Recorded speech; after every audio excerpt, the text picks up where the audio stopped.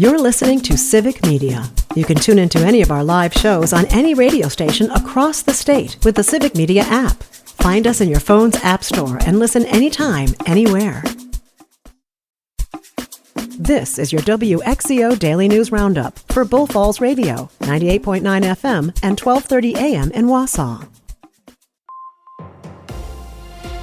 For WXCO News, I'm Brittany Merlot.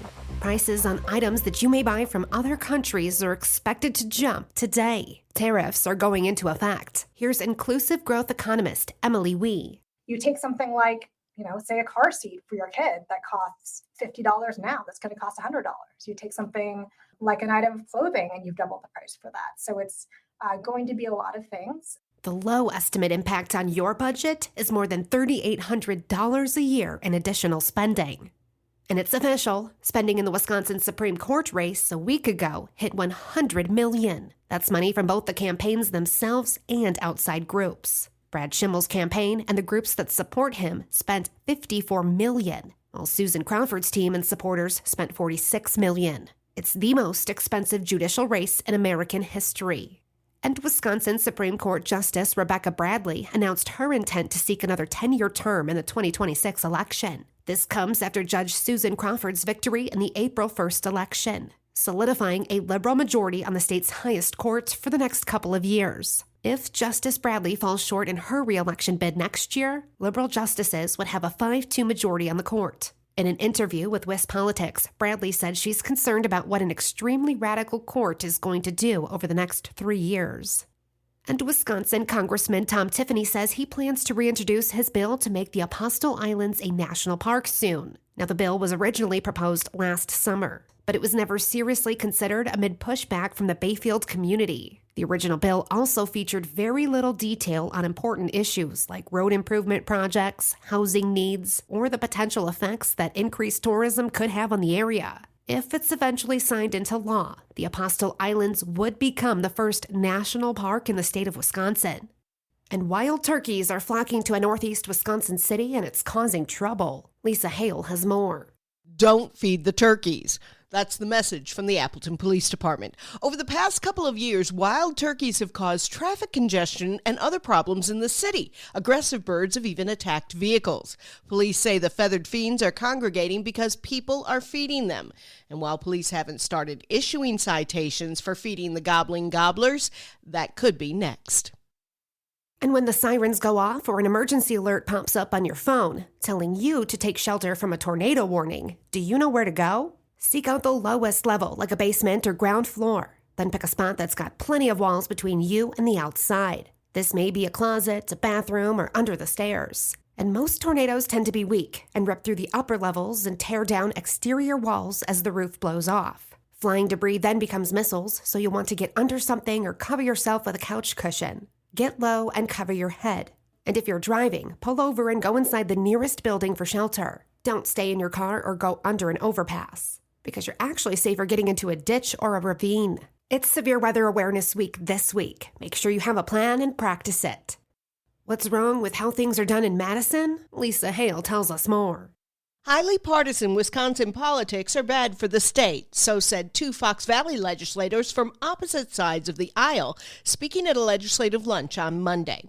Republican Representative Dean Coffert of Neenah said it's too polarized. But it's so polarized. Robin Voss, you bring his name up to some people and people just cringe. You bring up the Democrat leadership and they just cringe. So everything is run so much by the leaders because they're the leaders of the party. And then on top of this, now we have this Trump factor. Meanwhile, Democratic Senator Kristen Dassler-Alfheim from Appleton said the polarization makes getting any work done difficult. Back in the day, we used to have to work together because no one was drawn an automatic victory. It forced us to have to deal with bills from both sides. It forced us to have to work at amendments to find the most tolerable version of any bill. That is what we want us, what the public wants us to do. Both legislators said civil dialogue and bipartisan cooperation is the best way to get things done in Madison. I'm Lisa Hale, Civic Media News. And the Wisconsin Department of Natural Resources wants input from you on deer management policies for the 2025 season. The feedback will help DNR officials figure out what changes should be made for this year's hunting season, like adjustments to harvest quotas and management zones. Individual county deer advisory councils will also provide recommendations based on their deer herd metrics and knowledge of local factors that could affect harvest quotas. Your input can be submitted online until Sunday. And the Wisconsin Department of Natural Resources wants young hunters to head out for this weekend's statewide youth turkey hunt. It's happening on Saturday and Sunday for hunters under the age of 16. They'll get a chance to gain some experience before the regular turkey hunting season starts. Youth hunters will need a spring turkey license, a wild turkey stamp, and a valid harvest authorization. And do you like to look up at the sky, especially when thunderstorms are rolling through? You should become a storm spotter. The National Weather Service will actually teach you how, and you get a cool certificate. There's online training opportunities, and it's only one class that lasts about an hour. You'll cover severe weather safety and dive in depth on the science behind it. There's a class on Thursday and another one on Monday. Head to Green Bay's National Weather Service page to sign up. And if you love it, there's also an advanced class that you can take next. I'm Brittany Merlot for WXCO.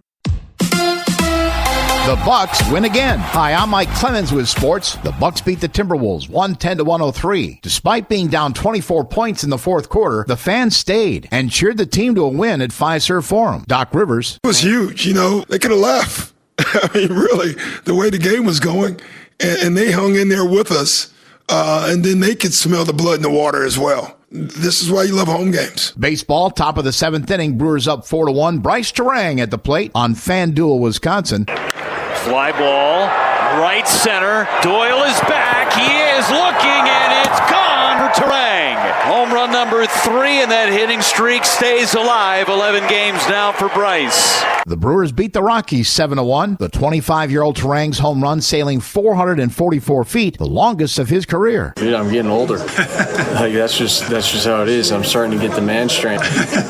That's Bryce Terang with Sports on Mike Clemens.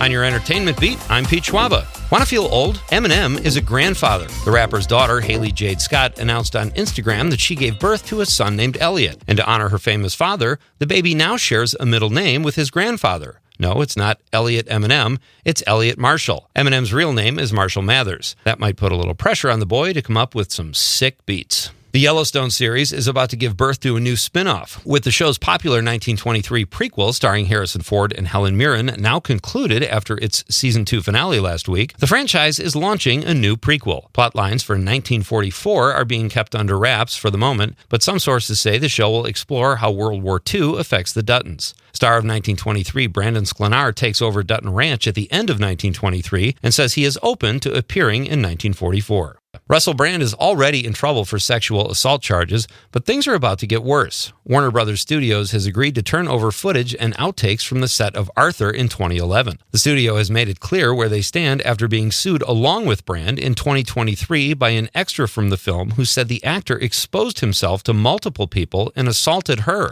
What a guy. HBO is giddy over the ratings for the season finale of White Lotus Season 3. The network says 6.2 million viewers tuned in and were treated to a higher body count than we've seen in previous seasons of the show. That shattered the past record for viewers of the show, which was the previous week's 4.8 million viewers.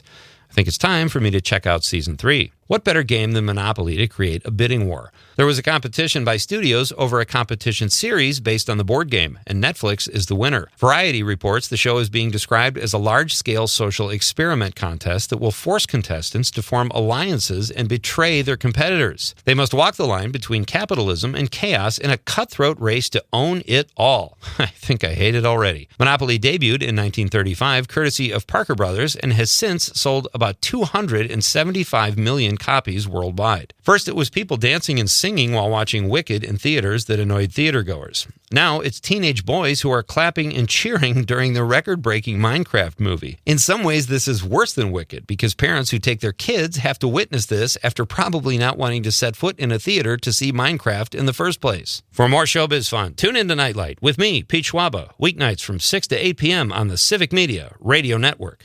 We could see a few scattered showers or sprinkles later today, tonight, into tomorrow, and there may even be a snowflake or two mixed in at some point. Today's high in the upper 40s. Tonight, we're going to drop down into the low to mid 30s. Tomorrow, same thing, upper 40s. We will warm back up into the 60s by the weekend. I'm meteorologist Sean Cable. Outside now, it's 33. That's your WXCO Daily News Roundup from Civic Media. Subscribe to this podcast on Spotify, Apple, or wherever you find your podcasts. Find more news at bullfallsradio.com. The national news cycle never stops, but it can be hard to find news about your local community. Civic Media is dedicated to providing quality local and state news coverage across Wisconsin. With the Civic Media app, you can get notifications about local stories that matter to you and your community. Find the free Civic Media app in your phone's app store and choose notifications from the menu to tell us what kind of news you want to hear about.